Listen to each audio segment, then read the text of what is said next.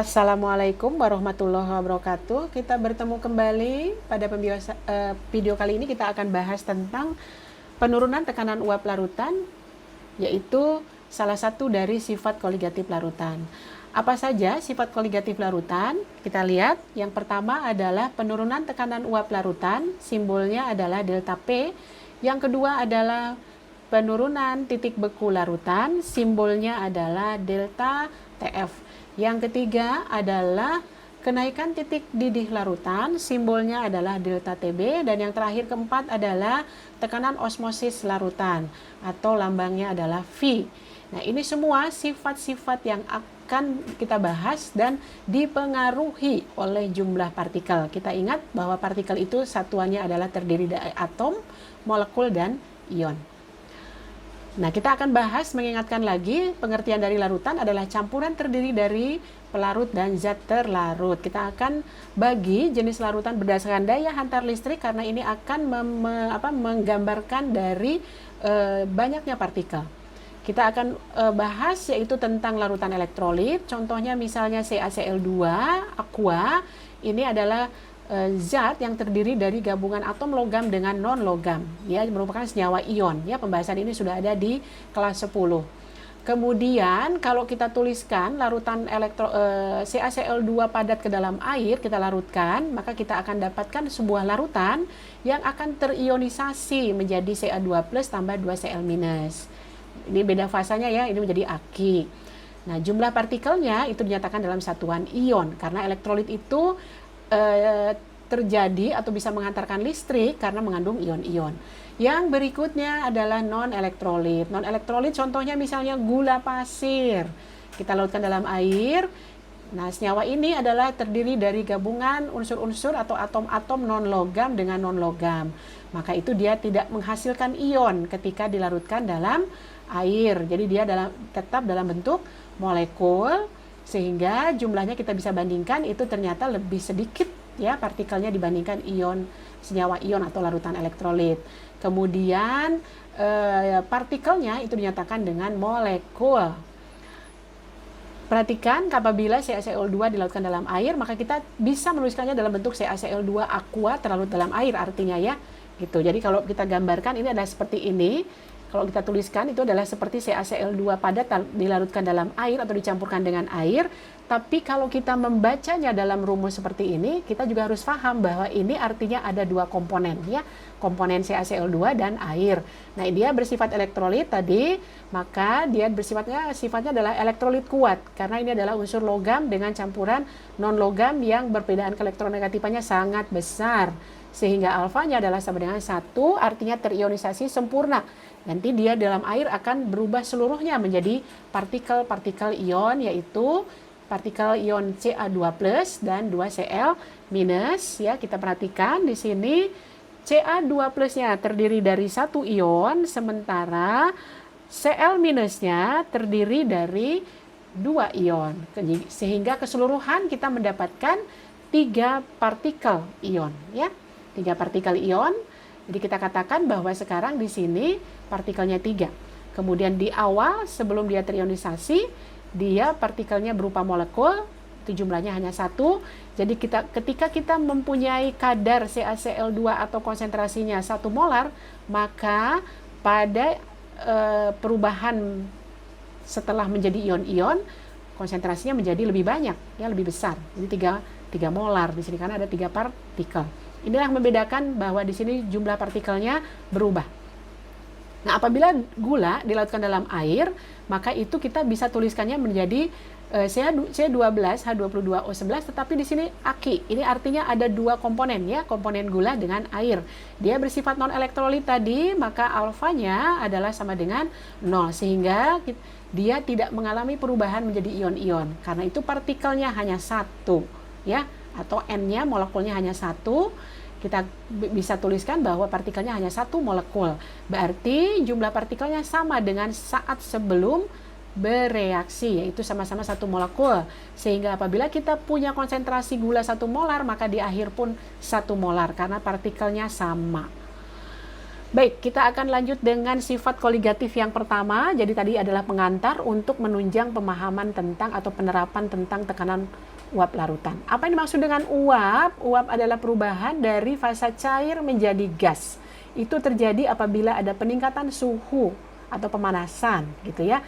Perhatikan diagram tekanan uap seperti ini. Kita sudah mungkin kenal ya diagram seperti ini.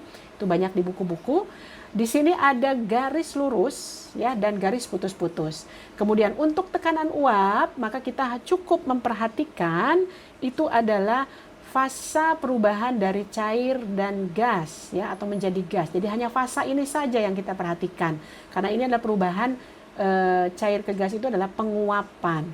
Kita lihat garis utuh ya. Apa yang dimaksud dengan garis utuh? Garis utuh itu adalah fasa larutan ya, diagram fasa larutan.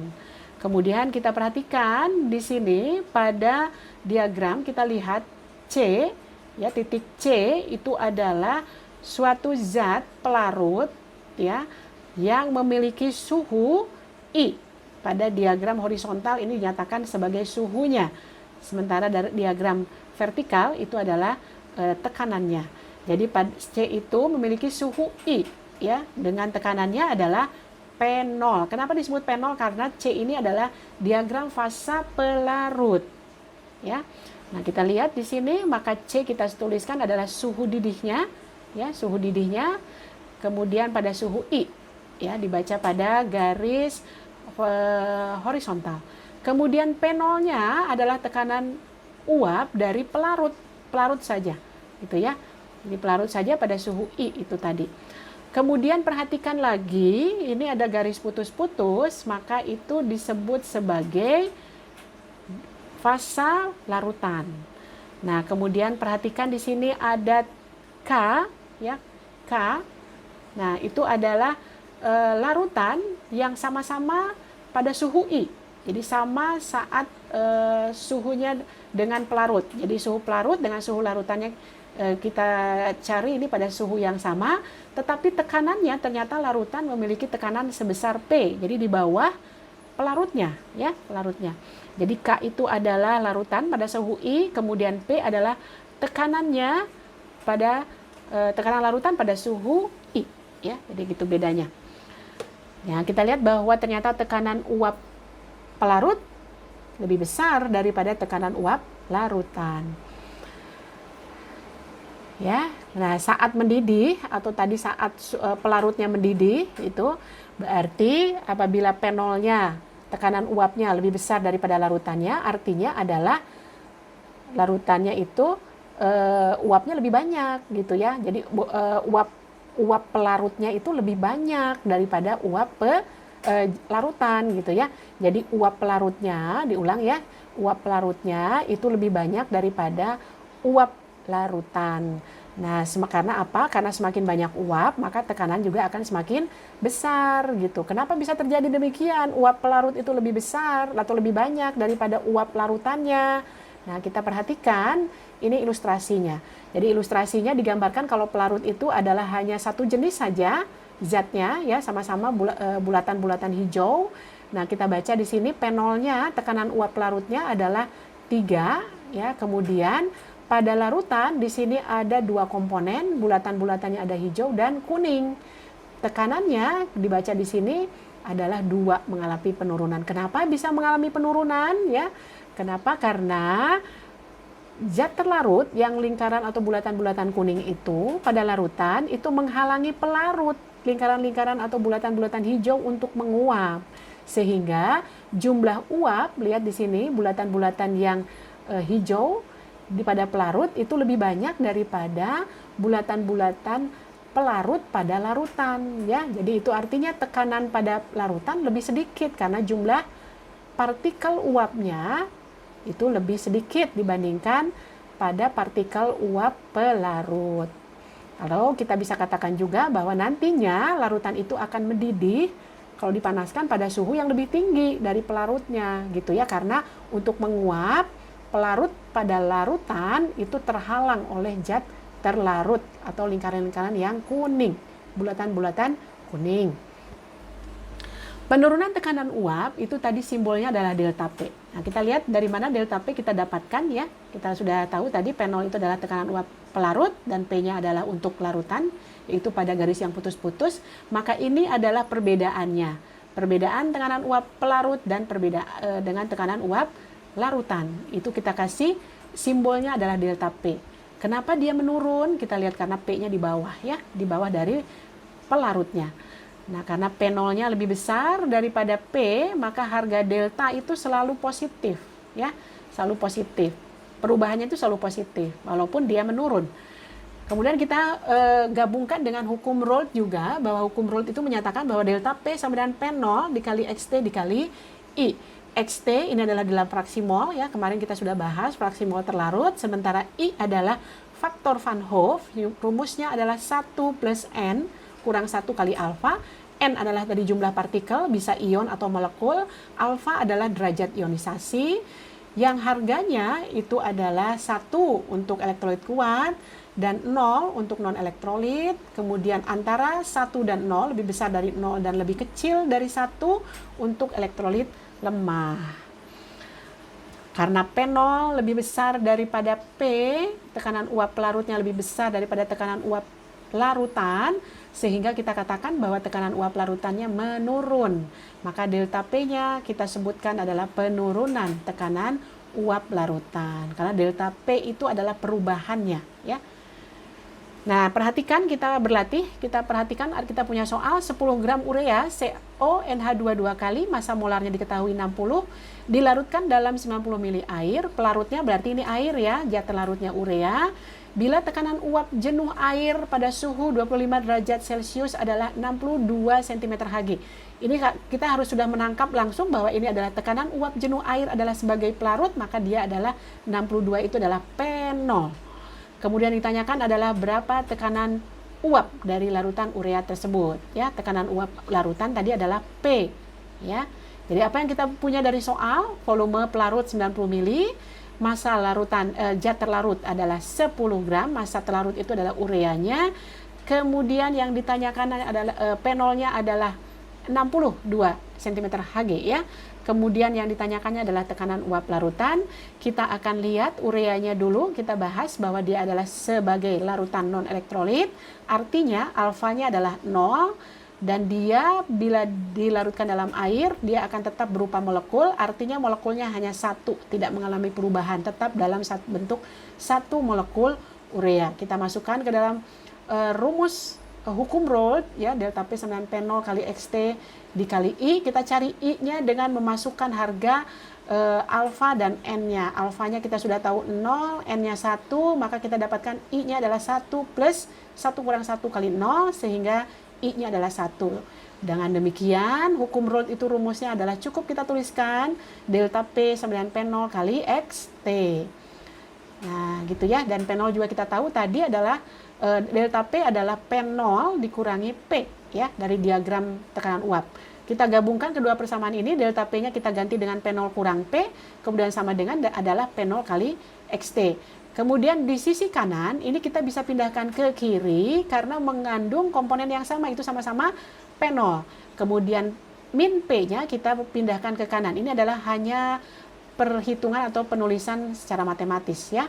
Nah, kemudian kita lihat di sini kita ada komponen yang sama, di sisi yang sama kita bisa keluarkan, sehingga kita bisa tuliskan secara matematis adalah P0 dikali 1 dikurangi XT sama dengan 0. Kemudian kita diingatkan lagi pada konsep bahwa 1 adalah sama dengan XP ditambah XT. Ini adalah pada fraksi mol ya. Sehingga kalau kita pindahkan XT-nya ke kiri, yang tadinya positif menjadi negatif ya. Jadi 1 kurang XT sama dengan XP, sehingga komponen 1 ini 1 dikurang XT itu adalah kita bisa ganti dengan XP, sehingga rumus ini kita bisa tuliskan P0 dikali XP sama dengan P. Maka kita akan mencari XP-nya ya. XP-nya dari persamaan ini. Kita tulis ulang dengan posisi diubah P-nya di kiri. Kita akan gunakan rumus ini, kemudian kita sudah tahu dalam soal bahwa P0-nya adalah 62 cm Hg tadi ya. Kemudian XP-nya kita cari, karena yang ditanyakan adalah P. Nah, kita cari XP-nya dari soal, kita pilah dulu mol terlarut yaitu XT ya, XT untuk zat terlarut urea dengan mol pelarut ya atau untuk air. Nah, kita tuliskan bahwa untuk pelarut molnya, zat terlarut molnya adalah massa dari urea dibagi massa molar urea. Masanya kita tahu dalam soal adalah 10, kemudian massa molarnya diketahui dalam soal juga 60. Maka kita dapatkan mol dari terlarut atau ureanya adalah 1/6. Kemudian kita cari mol dari air, yaitu sama dengan cara yang sama, massa air dibagi massa molar air.